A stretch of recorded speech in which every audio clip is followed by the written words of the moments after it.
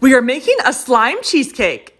First, we need the cheesecake batter, some butter, some milk, and some sugar.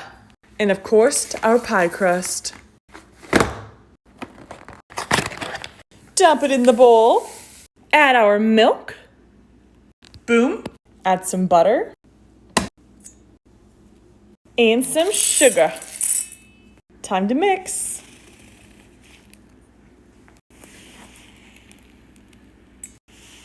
It smells so good. Okay, into the crust it goes. Looks so real. Now it's time for the strawberry topping.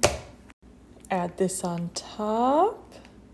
Okay, you guys, what should I do with this slime cheesecake? Comment down below.